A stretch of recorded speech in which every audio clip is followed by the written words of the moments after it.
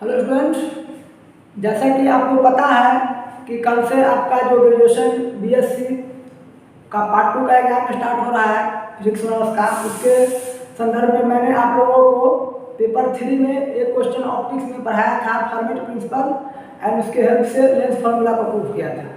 फिर मैंने सोचा कि कल एग्जाम है तो ग्रुप बी से, उसी पेपर 3 का ग्रुप बी से एक क्वेश्चन है तो बहुत ही इंपॉर्टेंट है, छोटा है, मैथमेटिकल है, तो इजी से एक दो बार आप लोग लिखिएगा तो हो जाएगा। तो उसको हमने सोचा कि थोड़ा कंप्लीट करवा दें। तो क्वेश्चन पहले देखते हैं क्वेश्चन क्या है।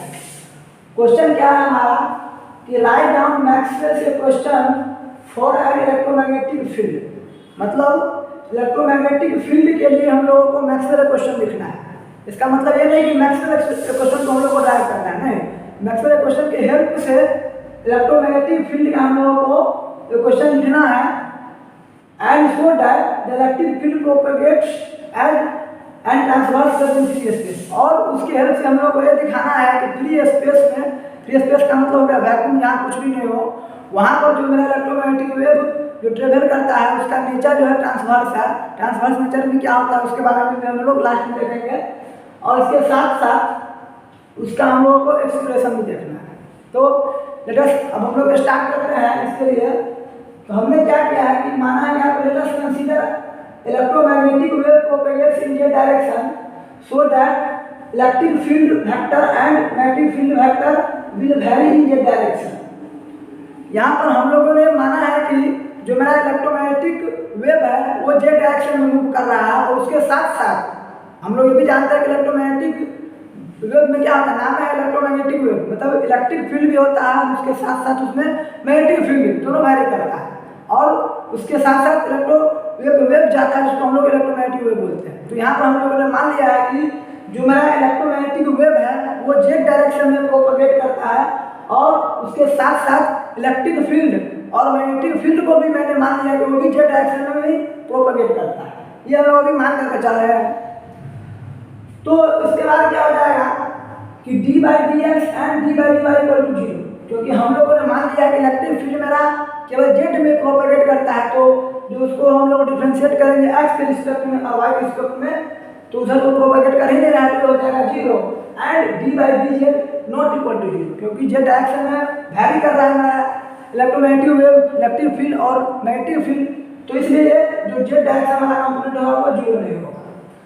और इसके बाद हम लोग एंड वी कैन राइट, इसको हम लोग लिख सकते हैं जैसे इलेक्ट्रिक फील्ड को E equal to E Z into T. Z into T का मतलब कि कोई भी जो इलेक्ट्रिक वेक्टर है वो हमारा स्पेस और टाइम कोऑर्डिनेट दोनों के अकॉर्डिंग वैरी करता है, क्योंकि हम लोगों ने माना है कि जेड डायरेक्शन में वैरी करता है तो जेड, और उसके साथ साथ टाइम भी चेंज होगा तो जेड टी।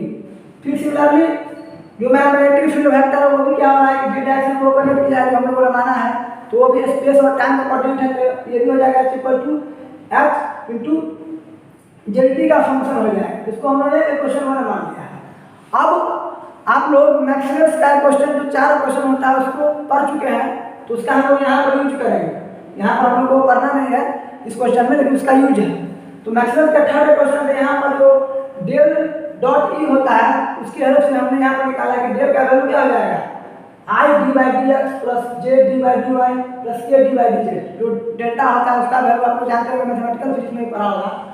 और इलेक्ट्रिक फील्ड भी एक वेक्टर क्वांटिटी है, तो उसका भी तीनों डायरेक्शन में कंपोनेंट क्या हो जाएगा, आई ई x plus J E Y plus के ई जेड। और फिर दोनों के बीच में क्या है, डॉट प्रोडक्ट है, डॉट प्रोडक्ट कर देंगे तो आई वाला के साथ तो क्या हो जाएगा D by D x into D x, और आई डॉट आई जानते हैं हम लोग डॉट प्रोडक्ट में क्या होता है 1 होता है। Similarly J D by D Y इसके साथ ई वाई हो जाएगा, यहाँ पर भी क्या हो जाएगा D E Y by D Y, और जे डॉट जेड 1 हो जाएगा। फिर यहाँ पर हो जाएगा D by D Z into D Z, और के डॉट के हो जाएगा 1 इक्वल टू 0 हो जाएगा यहाँ पर,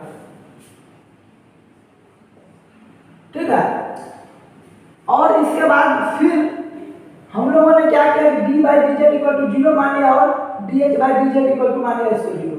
क्यों, क्योंकि रियल में हम लोग जानते हैं, हम लोग को प्रूव करना है कि इलेक्ट्रोमैग्नेटिक वेव जो है इसको फ्री स्पेस में ट्रांसवर्स नेचर दिखाता है, तो इसलिए यहाँ पर हम लोग ये पीछे से आया है, पिछला कंसेप्ट है डी बाई डी जेड यहाँ पर होता है 0, क्योंकि जेड डायरेक्शन में भी इलेक्ट्रिक फील्ड नहीं होता है और मैग्नेटिक फील्ड भी जेड डायरेक्शन में नहीं होता है, तो इसलिए दोनों का जो जेड डायरेक्शन में जो कंट्रीब्यूशन होगा वो हो जाएगा जीरो। तो D E by D Z zero मान लिया हम लोग और डी एच बाई डी जेड भी जीरो मान लिया। इसको मान लिया क्वेश्चन 2।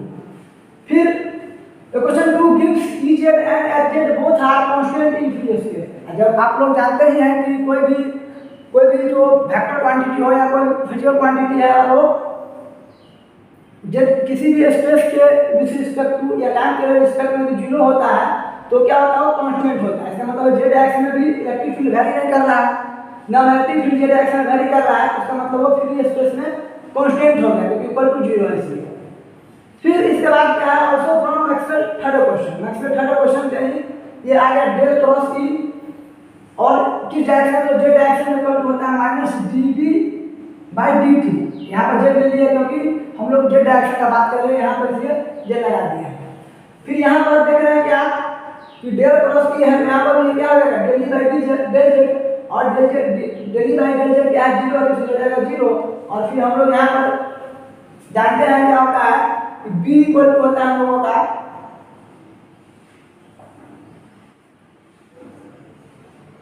b इक्वल होता है म्यू नॉट h।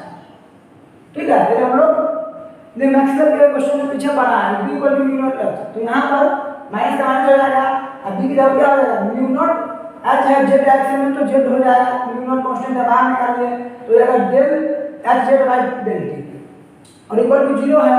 तो फिर क्या हो जाएगा del h Z by del t equal to zero. तो इधर जीरो है तो जीरो से किसी कोई भी टर्म में मल्टीप्लाई करेंगे तो जीरो ही होगा, तो यहाँ पर आ गया del h Z by del t equal to zero. फिर देख रहे हैं क्या कि जो मैग्नेटिक फील्ड वेक्टर है h जेड, h इसका जो जेड डायरेक्शन कंपोनेंट है वो भी टाइम के साथ जीरो है। इसका मतलब क्या होगा h Z equal to constant, वो भी कांस्टेंट है। सिमिलरली इसी तरीके से हम लोग यहाँ पर टाइम नहीं करेंगे, वहाँ पर लिखेंगे क्वेश्चन में इसी तरीके से जो हम लोग निकालेंगे तो मेरा ई जेड भी आता है कांस्टेंट, सेम ऐसे ही करेंगे, यहाँ करेंगे नहीं हम लोग, केवल लिख देंगे। फिर इसका मतलब क्या हुआ यहाँ पर कि h जेड भी कांस्टेंट है और मेरा ई जेड भी कांस्टेंट है। इसका मतलब ये हुआ कि दोनों हम लोगों ने जो माना था कि मेरा जो इलेक्ट्रोमैग्नेटिक वेव है वो भी जेड डायरेक्शन में प्रोपेगेट करता है और उसके साथ साथ जो इलेक्ट्रोमैग्नेटिक वेव में इलेक्ट्रिक फील्ड होता है और मैग्नेटिक फील्ड होता है वो भी उसी डायरेक्शन में प्रोपेगेट करता है। वो क्या हो गया यहाँ पर गलत हो गया क्योंकि वो जेड डायरेक्शन में तो चेंज ही नहीं कर रहा है, ना टाइम के साथ चेंज कर रहा है और ना ही मेरा स्पेस के साथ चेंज कर रहा है।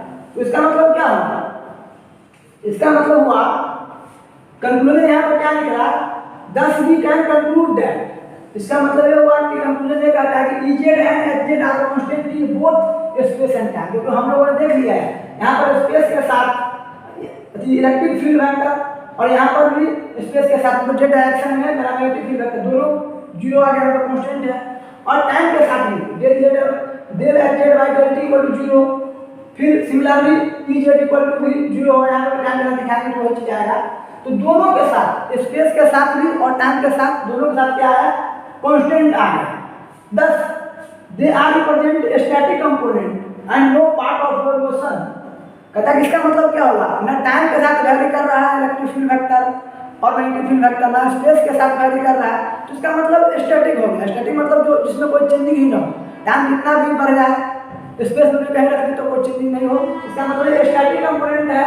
और नो पार्ट ऑफ मोशन के डायरेक्शन में, उस डायरेक्शन में इसका कोई भी कंट्रीब्यूशन नहीं है, उस डायरेक्शन में इसमें कोई भी चेंजिंग नहीं होता है।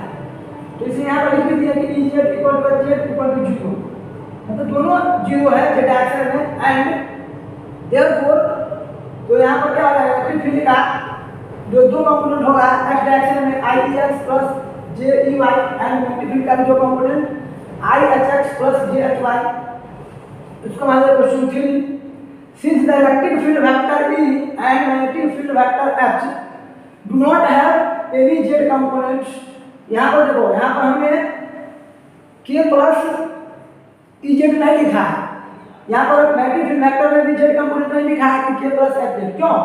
क्योंकि हम लोग जानते हैं कि जो इलेक्ट्रिक फील्ड वेक्टर E है और मैग्नेटिक फील्ड वेक्टर H है उसका z कंपोनेंट में कोई भी कंट्रीब्यूशन है ही नहीं, जो डायरेक्शन में वैरी ही नहीं कर रहा है स्पेस के साथ ना टाइम के साथ। not have the components the z direction is direction of propagation। इसका मतलब हो गया कि जो जेड डायरेक्शन है केवल उस डायरेक्शन में मेरा इलेक्ट्रोमैग्नेटिक वेव भी प्रोपेगेट करता है, क्योंकि यहाँ पर हम लोग प्रूव कर रहे हैं यहाँ पर कि जेड डायरेक्शन में ना इलेक्ट्रिक फील्ड का कोई कंट्रीब्यूशन है ना मैग्नेटिक फील्ड का कोई कंट्रीब्यूशन है। इसका मतलब है कि केवल इलेक्ट्रोमैग्नेटिक वेव जो है वही जेड डायरेक्शन में प्रोपेगेट करता है। So therefore this vector are perpendicular to direction of motion. इसका मतलब ये भी कंक्लूजन निकलता है कि जो इलेक्ट्रिक फील्ड और इलेक्ट्रिक फील्ड वेक्टर है और मैग्नेटिक फील्ड वेक्टर है वो एक दूसरे के परपेंडिकुलर है। So that electromagnetic waves are therefore purely transverse। इसका मतलब हुआ कि अगर हम लोग मान लें कि ये x एक्सिस है, ये मेरा x एक्सिस है, ये मेरा मान लेते हैं कि y एक्सिस है और ये मेरा z एक्सिस है। तो x एक्सिस में अगर हम लोग इलेक्ट्रिक फील्ड को मान लेते हैं, इलेक्ट्रिक फील्ड वेक्टर मेरा वैरी कर रहा है, और y एक्सिस में मेरा मैग्नेटिक फील्ड वेक्टर या जेड मैग्नेटिक फील्ड वेक्टर तो इलेक्ट्रोमैग्नेटिक वेव जो है वो y एक्सिस में प्रोपेगेट करेगा। क्योंकि तीनों आप लोग जानते हैं शुरू में 12th में पढ़ा हुआ कि इलेक्ट्रोमैग्नेटिक वेव में क्या होता है कि इलेक्ट्रिक फील्ड और मैग्नेटिक फील्ड और वेव का जो प्रोपेगेशन होता है वो तीनों एक दूसरे के म्यूचुअली परपेंडिकुलर होता है। तो इसका मतलब क्या है, अगर हम लोग x डायरेक्शन में इलेक्ट्रिक फील्ड को मान लें, जेड डायरेक्शन में मान लेते हैं कि मैग्नेटिक फील्ड को मान लें, किसी में भी मान सकते हैं तीनों डायरेक्शन में, तो y डायरेक्शन में इलेक्ट्रोमैग्नेटिक वेव होगा। तो अगर कोई भी वेव में अगर इलेक्ट्रिक फील्ड और मैग्नेटिक फील्ड परपेंडिकुलर हो और उसके साथ साथ जो वेव का प्रोपेगेट होता है वो भी अगर परपेंडिकुलर हो, तीनों एक दूसरे के म्यूचुअली परपेंडिकुलर, तो ऐसे वेव को हम लोग बोलते हैं ट्रांसवर्स इन नेचर। इसका मतलब मेरा जो इलेक्ट्रोमैग्नेटिक वेव है वो फ्री स्पेस में ट्रांसवर्स नेचर को शो करता है। यहाँ पर एक क्वेश्चन कंप्लीट होता है, इसमें इतना ही लिखना है। इसको आराम से आप लोग नोट कीजिए और 2-3 बार प्रैक्टिस मारिए, इजी से हो जाएगा। फिर हम कोशिश करते हैं कि फिर अगला वीडियो तुरंत ही डालें। Thank you.